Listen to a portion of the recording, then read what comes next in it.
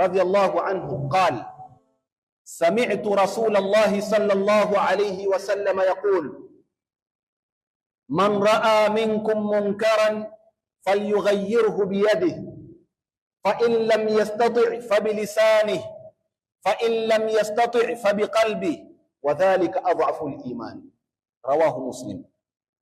Baada ya kumshukuru Mwenyezi Mungu Subhanahu wa Ta'ala na kumtakia rehma Bwana Mtume Muhammad sallallahu alayhi wasallam, kwanza naihusia nafsi yangu pamoja na kuzihusia nafsi zenu kumcha Mwenyezi Mungu Subhanahu wa Ta'ala, kwani katika kumcha Mwenyezi Mungu Subhanahu wa Ta'ala ndiyo mafanikio peke yake ya kihakika duniani na kesho akhera. Mwenyezi Mungu Subhanahu wa Ta'ala akisema katika Qur'ani al-Karim, innal muttaqina mafaza, hakika mafanikio ya kweli yako kwa wale wenye kumcha Mwenyezi Mungu Subhanahu wa Ta'ala. Ndugu zangu na wazee wangu Waislamu, wiki chache zilizopita wakaazi wa mji wa Malindi walishtukiziwa na kuingiliwa na wageni katika mji kama huu, wageni ambao kwamba idadi yao ilikuwa haihesabiki, waliojaza mji katika kila kipembe bila ya taarifa wa bila ya watu kujua ujio wa wageni kama hawa. Ikawa kila mmoja barabarani auliza kunani Malindi, kila upitapo watu wamejazana, kuna nini? Wageni kama hawa hawakuja kwa jambo jingine isipokuwa kumuasi Mwenyezi Mungu Subhanahu wa Ta'ala katika tamasha ovu bovu linajulikana kama Summer Tides. Summer Tides ni msamiati ambao kwamba haukujulikana na watu wa Malindi, lakini leo msamiati kama huu umekuwa ni msamiati ambao kwamba ni gumzo mtaani na mitandaoni. Kila umsikiaye azungumza msamiati kama huu. Summer Tides ni kitu gani? Summer Tides ni tamasha linalojulikana kama beach party, tamasha ambalo kwamba hufanyika katika fuo za bahari. Matamasha kama haya yanafanyika katika fuo za bahari, na tamasha kama hizi za beach party ni tamasha ambazo kwamba ndani yake kuna kila aina ya uchafu na uovu. Katika matamasha kama haya sifa zake kuu ni uchafu na uovu ndani yake, uchafu na uovu ambao kwamba haukupingwa tu na dini zote, bali unapingwa hata na tamaduni za makabila wenyeji katika mji kama huu, na vile vile makabila jumla ya Kiafrika. Ndani yake katika matamasha kama haya ya beach party unapatikana na uzinifu ndani yake, kunapatikana na liwat ndani yake, kunapatikana na ulevi wa kila sampuli ndani yake, kunapatikana na manyimbo ya matusi na mabovu ndani ya beach parties kama hizi. Lakini si kwamba watu walikuwa wanaona kwamba ndio mwanzo matamasha kama haya hufanyika, beach parties katika Malindi hufanyika, lakini hili lilikuwa la kipekee yake. Beach parties mara nyingi hufanyika katika fuo za bahari, katika mahoteli. Kwa hiyo aghlabu ya watu huwa hawajui kama yanafanyika, lakini hili lilifanyika kwa makusudi maalum, likatolewa katika fuo za bahari, likaletwa mitaani. Uchafu na uovu ukaenea katika mabarabara zetu, mitaa yetu ambayo kwamba umuman wengi wanaoishi katika mitaa kama hii ni Waislamu. Kwa hivyo lilikuja na agenda maalumu. Kwa nini litoke katika fuo za bahari lije katika sehemu kama hizi? Watu wakawa wanabeba na machupa ya matembo katika mji wa Kiislamu, wanazunguka na mizinga ya matembo, huku wakipiga kelele ya mahoni ya magari kuonesha kwamba tumekuja kuchafua. Watu wanapita na nguo ambazo kwamba haziangaliliki, nguo za bikini zile ndogo, wanapita nazo mitaani katikati, ikiwemo katika penuni za misikiti. Wanapita katika sehemu ambazo kwamba nyingine zina misikiti, lakini wakawa wanapita katika sehemu kama hizi. Ndugu zangu na wazee Waislamu, ndugu zangu na wazee wangu Waislamu, tunapoliangalia swala kama hili hatuna budi tuliangalie kwa upeo mpana, tusikurupuke na kulizungumza juu juu. Haya ni matunda. Kwa hiyo tunapokuwa ni wenye kuzungumza, tusiangalie matunda, tuangalie msingi uliozaa matunda haya. Ikiwa tutaangalia matunda, yamaanisha hatutalipatia hili suluhisho sahihi na la kihakika, kwa sababu tuangalia matunda, hatuangalii msingi uliosababisha uzaliwaji wa matunda kama haya ya uovu na munkar katika miji yetu kama hii ya Kiislamu. Ndugu zangu na wazee wa Islamu, tukiangalia msingi uliopelekea uchafu wa matamasha kama haya ya uzinifu na uovu, msingi wake ni mfumo unaotutawala leo duniani. Mfumo unaotutawala leo duniani ni mfumo wa kirasilimali, wa kibepari, ambao ndio unaoendesha maisha yetu sisi, mfumo wa kiiblisi uliodhamiria kumwingiza kila mmoja wetu katika nari jahannam, mfumo ambao kwamba waasisi wake walikuwa na malengo ya kututoa sisi katika imani yetu na kutuingiza katika moto wa jahannam. Mfumo kama huu msingi wake umejengwa juu ya msingi wa secularism al-ilmaniya. Ilmania maana yake ni kutengwa Allah subhanahu wa ta'ala katika maisha ya wanadamu. Sasa naambieni ndugu zangu Waislamu, ikiwa Allah subhanahu wa ta'ala ashatengwa katika maisha ya wanadamu, jambo gani ambalo mwanadamu hawezi kulifanya? Ikiwa Allah subhanahu wa ta'ala hana dori katika maisha yake, kitu gani ambacho kwamba mwanadamu atashindwa kukifanya kwa sababu yeye yuko huru kufanya anavyotaka? Huu ndio mfumo ambao kwamba leo watutawala. Kwa hivyo msingi wake ni secularism, ilmaniya, faslu din anil hayat, kutenganisha dini na maisha. Mwenyezi Mungu asituingilie, abaki mbinguni. Let the people decide what they want, waache watu waamue wataka nini. Sio Mwenyezi Mungu subhanahu wa ta'ala atuamulie sisi kile ambacho kwamba tukitaka, bali wanadamu ndio waamue wale kile kitu ambacho kwamba wao wanakitaka. Huu ni msingi. Kisha baada ya msingi, nyumba inapokuwa na msingi, kisha kuna yale matofali yanayojenga ile nyumba. Kwa hivyo matofali yanayojenga mfumo wa kibepari, baada ya kwamba msingi ni kutenganishwa Allah subhanahu wa ta'ala, matofali yake ni fikra tatu ambazo kwamba ni hatari mno. Al-afkar wal mafahim, ambazo ndizo zinazoendesha mfumo huu wa kirasilimali unaoendesha maisha yetu. Ndio msingi uliosababisha haya. Fikra ya kwanza ambayo ndio iliyozalisha uovu kama huu ni fikra ya materialism, mfumo wa kibepari huu ambao kwamba watutawala waendekeza fikra ya materialism. Hakuna kitu ambacho kwamba anajali isipokuwa pato. Chochote ambacho kwamba kitaleta pato tutakifanya hata kama Allah subhanahu wa ta'ala amekataza. Hii ndio fikra ya materialism katika mfumo huu, na ndio tofali moja lililojenga mfumo wa kibepari, kwamba watu wanaangalia mapato peke yake. Katika Uislamu qiyam ziko 4, values of action, qiyamul a'mal au al-af'al 4, walakin hasba nidhamu ar-ra'smali laha qimatun wahida. Kuna value moja peke yake. Katika Uislamu ziko 4, lakini katika urasilimali na ubepari huu ambao ndio unaoendesha maisha yetu, ukazipiga teke 3 ukasema qimatan ni moja peke yake, value ni moja. Katika Uislamu yasema value ziko 4. Ya kwanza ni spiritual value, qimatu ruhiyya, thamani ya kiroho. Yani kuna baadhi ya vitendo tunapovifanya twalenga thamani ya kiroho, licha ya kwamba thamani kuu ni kupata radhi za Allah subhanahu wa ta'ala, lakini aina ya kitendo hichi tunachokifanya twalenga kupata thamani ya kiroho. Kwao hakuna thamani ya kiroho, hakuna. Mfano leo taswali kwa ajili gani? Kupata thawabu. Kwa hiyo kitendo chetu cha swala ni kupata thamani ya kiroho. Kisha Uislamu ukasema kuna thamani ya pili, qimatul madiyya, almadiyya, materialistic value, thamani ya kimaddi. Kwamba tunapolenga kufanya kitendo kama hichi, licha ya kwamba lengo kuu ni kupata radhi za Allah, lakini immediate objective, lile lengo la wakati ule, twalenga kupata kipato.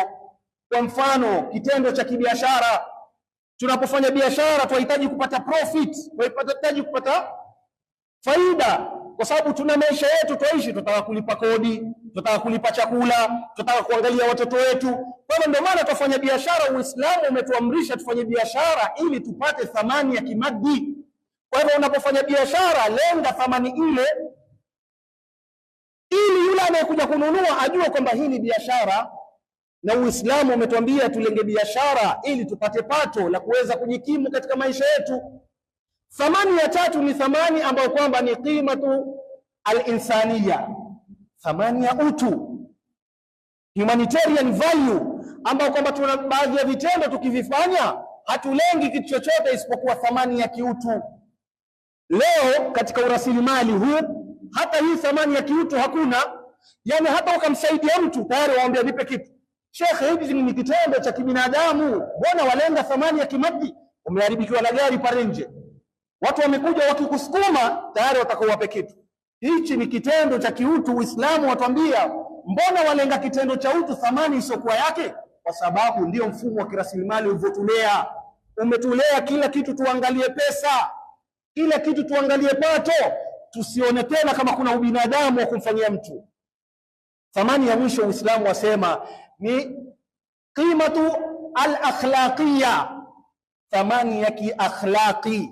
Tunapofanya kitu twafanya kwa ajili ya kujenga akhlaki zetu. Kitendo hichi ni kitendo cha kiakhlaqi, hatufai kulenga thamani isiyokuwa yake ya kiakhlaqi. Mimi nasema ukweli si kwa sababu nipewe kitu. Mimi nasema ukweli kwa sababu Allah subhanahu wa ta'ala ameniwajibisha akhlaki yangu niipambe kwa ukweli. Kwa hivyo ninaposema ukweli silengi kwamba nipewe kitu, au sisemi urongo kwa sababu kuna kitu nitapata. Hii ni urasilimali ndio uliotulea sisi, kwamba vitendo tukavichanganya kuvipatia value isiyokuwa yake. Kwa hivyo katika urasilimali hii ndio value moja pekee yake unaoijali, materialistic value. Maadamu kuna pato lapatikana tutafanya, hata kama ni kumuasi Mwenyezi Mungu Subhanahu wa Ta'ala. Na utaona baadhi ya Waislamu tumechanganyikiwa. Baadhi ya Waislamu wanalalamika, kwa nini mwataka waondoke? Sisi twauza, biashara zetu zenda. Je, pato unalolipata thamani yake ni sawa na kumuasi Mwenyezi Mungu Subhanahu wa Ta'ala? Ni sawa thamani unayoipata kwa kuasiwa Mwenyezi Mungu Subhanahu wa Ta'ala? Kwa pesa unazozipata, hizo pesa kwa thamani gani? Zitakupeleka mpaka wapi? Zitakutoka kwa puani. Bali kila kitu kipimo kwa mizani yake. Kwa hivyo hili ni tofali la kwanza lililopelekea uovu kama huu kupatikana. Na maadamu tofali kama hili litaendelea kuwepo, si tamasha hili moja, bali kuna jengine wanalipanga litakuja. Kuna lengine wanasema, wale waandalizi wa Summertide wanasema Summertide was a very big success in Malindi. Summertide was a very big success. Summertide, tamasha la Summertide Malindi lilikuwa limefana pakubwa sana. Kwa hivyo wanapanga kufanya tamasha jingine kama lile mwanzo wa mwezi wa 8. Tena wanalisifu litakuwa kubwa zaidi kuliko vile mlivyoliona lile la Summertide.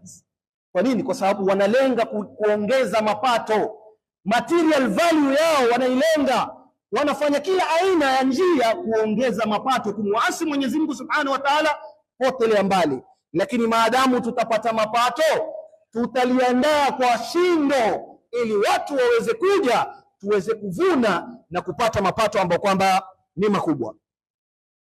Tofali la pili lililochangia kuzaliwa uovu kama huu ni zile freedoms. Mfumo wa kirasilimali unasema kwamba mwanadamu, maadamu Allah ashatenganishwa, mwanadamu apewe huria 4. Hizi huria ndizo zinamfanya mwanadamu kuishi anavyotaka. Mungu ashatenganishwa, wewe una uhuru kufanya unavyotaka. Wanasema uhuru wa kuabudu, na Waislamu tunachanganyikiwa. Sisi pia tunazipigia debe tukisema kwamba hata uhuru hizi pia katika Uislamu ziko. Nani aliyekwambia uhuru wa kimagharibi wa kibepari ndio ule uhuru unaozungumzwa katika Uislamu? Wanapozungumza uhuru, zungumza wanavyozungumza wao. Usitafsiri kwa maana unaotaka wewe, zungumza vile wanavyomaanisha wao. Mmoja wanasema ni hurriyatul ibada au hurriyatul tadayyun, uhuru wa kuabudu au kuwa na dini yoyote unayotaka. Katika Uislamu maelezo yake tofauti na maelezo ya kibepari. Mabepari wanasema una uhuru wa kuabudu chochote unachotaka wakati wowote. Kwa hivyo hata pia unao uhuru wa kuritadi katika Uislamu. Leo unamwabudu Allah Subhanahu wa Ta'ala, wal iyadhu billah, simuoni nataka kuabudu Mungu ninayemuona ng'ombe. Usikatazwe, una uhuru wa kuabudu. Zungumza wa rasilimali vile wanavyozungumza, usitafsiri kwa maana vile unavyotaka wewe. Utaenda kinyume na vile ambavyo kwamba makusudio katika uhuru. Uhuru wa pili wasema una uhuru wa kumiliki chochote unachotaka. maadamu utakuwa ni mwenye kupewa leseni na kuendesha biashara yako. Wataka kuendesha baa, ahlan wa sahlan. Wataka kuendesha danguro, ahlan wa sahlan. Wataka kuendesha kamari na betting companies, ahlan wa sahlan. Bora ulipe ushuru kwa serikali. Huu ndio uhuru unaozungumzwa katika mfumo wa kibepari. Kwa tunapoizungumza tuzungumze kwa sura halisi inavyozungumzwa katika mfumo kama huu wa kibepari. Uhuru wa tatu, wanasema una uhuru wa kuzungumza unachotaka. Angalia unafiki. Uhuru wa kuzungumza unachotaka.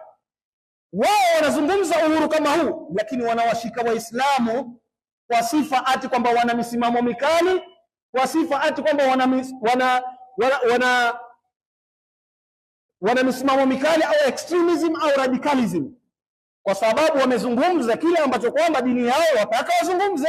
Sasa mbona mwanishika wakati nyinyi mwanaambia mna uhuru wa kuzungumza, uhuru wa kujieleza? La, hujaelewa. Uhuru wa kujieleza ni ule unaotaka wao kumtukana Mtume Muhammad sallallahu alaihi wasallam. Huo ndio uhuru wa kujieleza.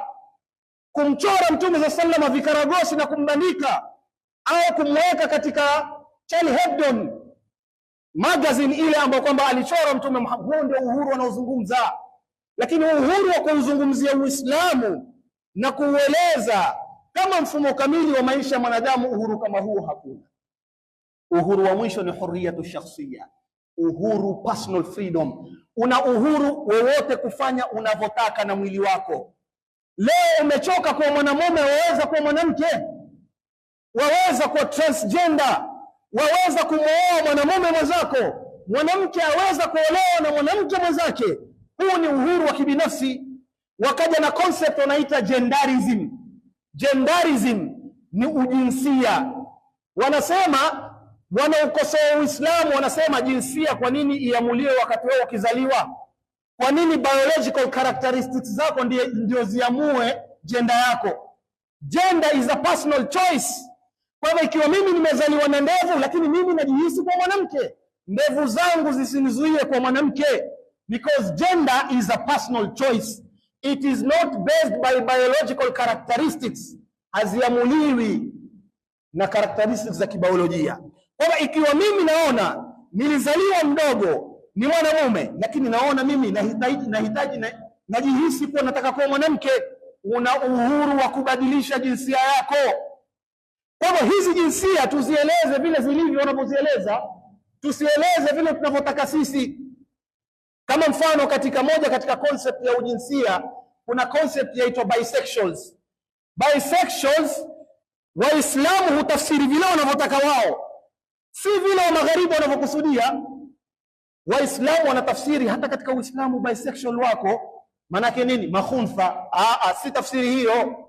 Makhuntha wajulikana katika fiqh ya Kiislamu, lakini katika Uislamu gender ni mbili peke yake. Mtu hawezi kuwa na gender tatu au zaidi ya mbili. Khuntha anakuwa na jinsia mbili, lakini moja inakuwa ni dormant, moja inakuwa ni active. Kwa hivyo lazima katika utoto wake na test ambazo kwamba kadha wa kadha, social test, biological test, itaamulika huyu inclination yake iko upande wa uumeni au ukeni. Kwa hivyo itakapoamuliwa, akifika baligh, kuanzia wakati ule mpaka siku ya Kiyama atabeba hukumu za jinsia ile. Kama imeonekana amelemea katika upande wa uume, katika hukumu zote za wanaume zitamwangukia, ikiwemo kuoa, ikiwemo kutaliki, ikiwemo kurithi. Na kama khuntha huyu ameangukia katika upande wa ukeni, ataangukia vile vile, ataolewa, atarithi vile vile na mambo mengine yote yanayohusiana na mwanamke. Hakuna swala hilo la kwamba kuna jinsia mbili. Katika jinsia zaidi ya mbili, jinsia ni mbili peke yake. Lakini wao wakizungumzia bisexuals hawamaanishi hivyo. Wamaanisha uwe wa play role mbili wakati mmoja. Umeoa una mke wako, au umeolewa una mume wako. Ukiwa nyumbani ndio mume, ukiwa nje ni mke wa mtu. Una play mbili wakati mmoja. Ukiwa nyumbani ni mume wa mkeo, ukiwa nje ni mke wa mwanamume mwingine. Na ukiwa nyumbani ni mke wa mumeo, ukiwa nje ni mume wa mke mwingine. Hiyo ndio maana bisexuals. Kwa tunapozungumza uovu, jamani, ndugu zangu Waislamu, tuangalie kwa kina, tusiangalie juu juu. Haya ndio matofali ambayo kwamba leo yamesababisha kuwepo na uchafu kama huu na mengineo na mengineo. na serikali katika daula ya katika mfumo wa kibepari, the role of the state is to safeguard liberties of individuals. Tusomeni ubepari tujue lengo au dori ya serikali yoyote inayohukumu kwa mfumo wa kibepari, iwe katika biladi kama hizi, hata katika biladi za Kiislamu. Tusidanganywe na bendera zilizoandikwa Allahu Akbar na la ilaha illa Allah. Ni dola zinazopelekwa kwa misingi wa sera za kibepari, na ndio maana maovu utayaona paka kule.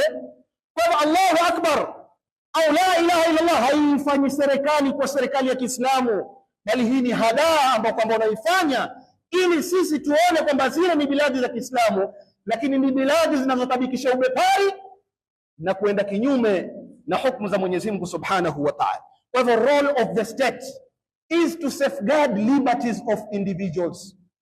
Dori ya serikali katika mfumo wa kibepari ni kulinda uhuru hizi kwa mtu, na ndio maana leo tunaona wakati wa summertime government machinery ziliziwekwa kwa ajili ya kulinda tamasha lile tamasha lililindwa na serikali. Polisi na vyombo vya usalama vilijaa hapa kuhakikisha wafanye wanavyotaka. Kwa kila aina uchafu, tunaona uchafu ulipofanyika mpaka katika nini, fuo za bahari, unaona watu wanafanya uchafu wao, mijini wanafanya uchafu, na huku kukiwa na patroli ya kwamba watu wasifanye lolote. Kwa hivyo hii ndio kazi ya serikali katika mfumo wa kibepari, tuielewe. Kazi yake ni kulinda na kuhakikisha kila mmoja exercise.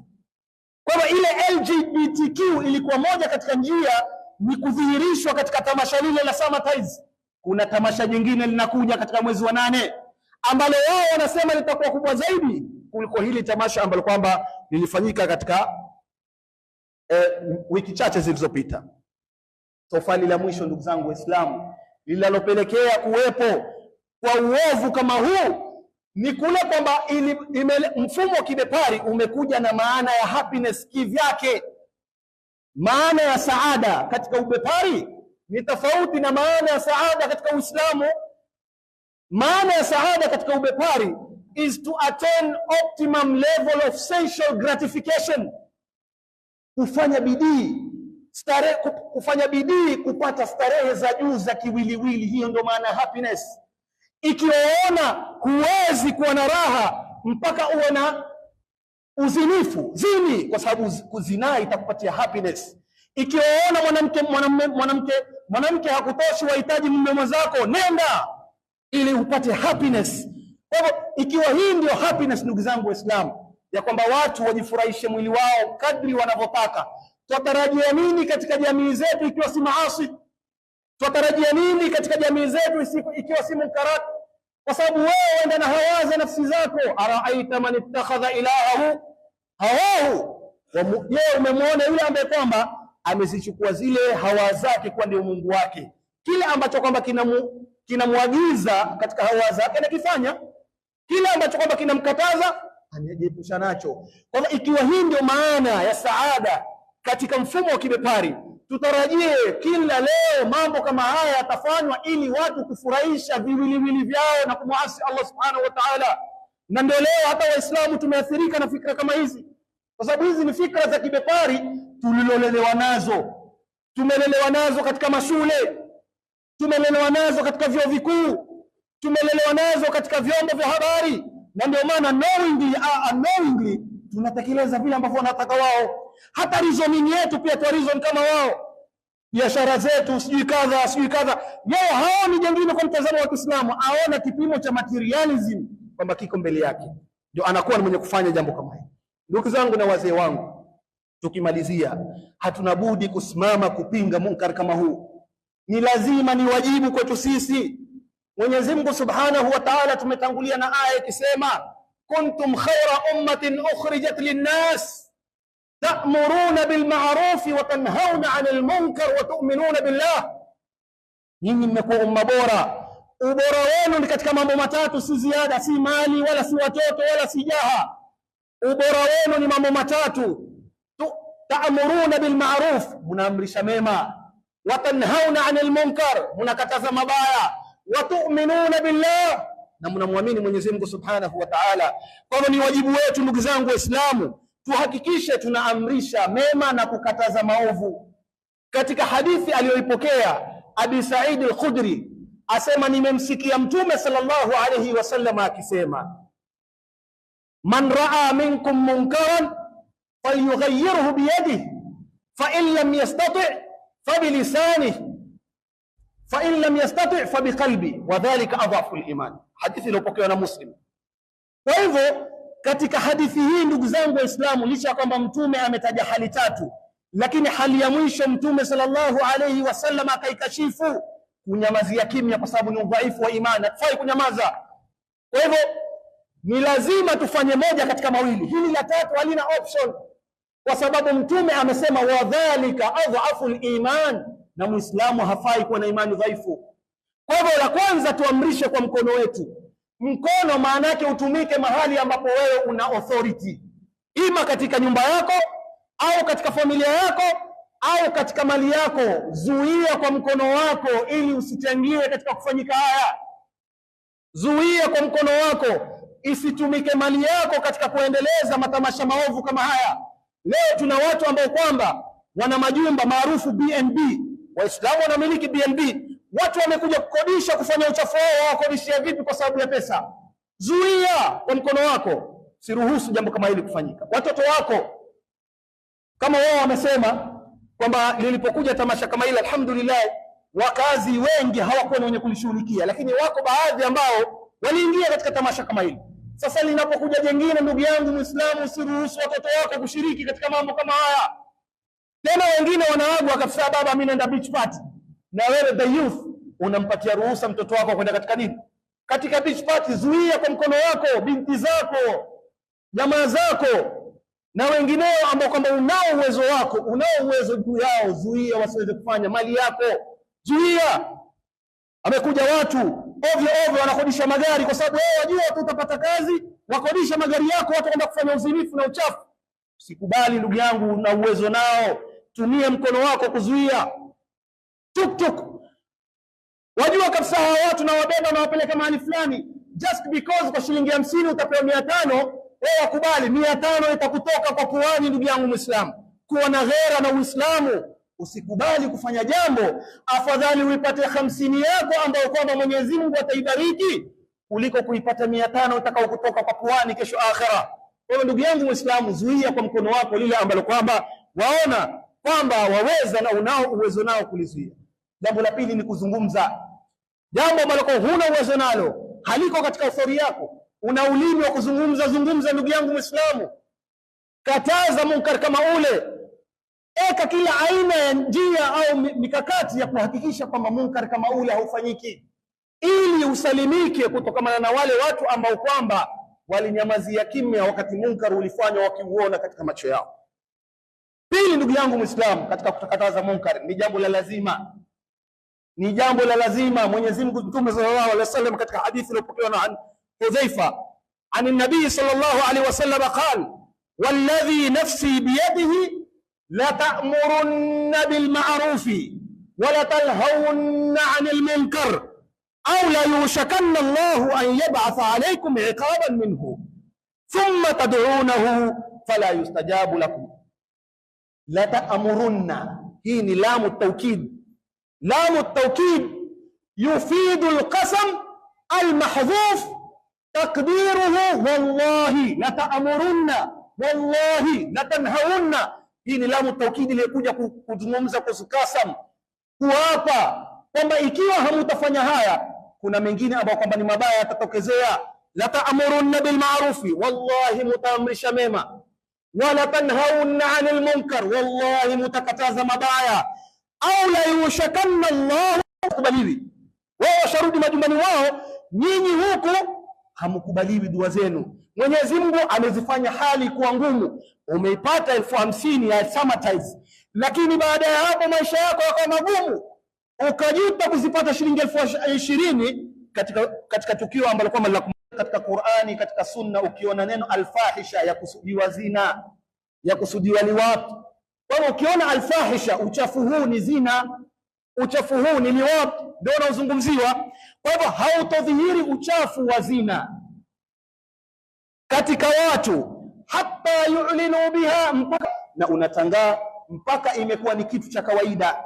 Mtu kuitwa na boyfriend na girlfriend ni kitu cha kawaida. Huyu ni mchumba wangu, huyu ni boyfriend wangu, kwa watu watangaza na kuidhihirisha kwamba ni jambo ambalo kwamba ila kawaida. Kwa hivyo tumuombe Mwenyezi Mungu Subhanahu wa Ta'ala tujalie min alladhina yastami'una alqawla fayattabi'una ahsana. A'udhu billahi minash shaitani rajim. Bismillahir rahmanir rahim.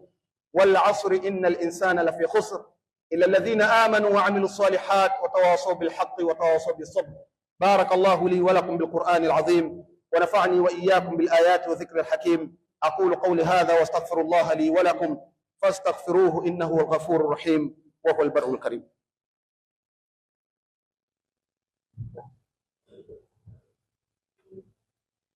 الحمد لله حمدا كثيرا كما أمر، وأشهد أن لا إله إلا الله ولي الصالحين، وأشهد أن محمدا عبده ورسوله سيد المرسلين خاتم الأنبياء وإمام المرسلين. أما بعد، أوصيكم ونفسي بتقوى الله تعالى وطاعته. يقول الله تبارك وتعالى في محكم تنزيله بعد أعوذ بالله من الشيطان الرجيم. بسم الله الرحمن الرحيم. يا أيها الذين آمنوا اتقوا الله حق تقاته ولا تموتن إلا وأنتم مسلمون. عباد الله، اعلموا أن الله قد أمركم بأمر بدأ فيه بنفسه، وثنى بملائكة المسبحة بقدسه، وثلث بكم أيها المؤمنون من برية جنه وإنسه، فقال تعالى مخبرا وآمرا: إن الله وملائكته يصلون على النبي يا أيها الذين آمنوا صلوا عليه وسلموا تسليما. اللهم صل على محمد وعلى آل محمد كما صليت على إبراهيم وعلى آل إبراهيم، وبارك على محمد وعلى آل محمد كما باركت على إبراهيم وعلى آل إبراهيم في العالمين إنك حميد مجيد. وارض عن الخلفاء الأربع أمير المؤمنين سيدنا أبي بكر الصديق، وأمير المؤمنين سيدنا عمر بن الخطاب، وأمير المؤمنين سيدنا عثمان بن عفان، وأمير المؤمنين سيدنا علي بن أبي طالب، وعن بقية أصحاب رسول الله رضوان الله تعالى عليهم إلى يوم الدين. اللهم أعز الإسلام والمسلمين وأذل الشرك والمشركين ودمر أعداءك أعداء الدين وانصر جيوش المسلمين. اللهم عافنا واحفظنا والطف بنا وانصرنا والمسلمين. اللهم اكفنا وإياهم شر مصائب الدنيا والدين. اللهم عجل بفرجك علينا وعلى كافة المسلمين.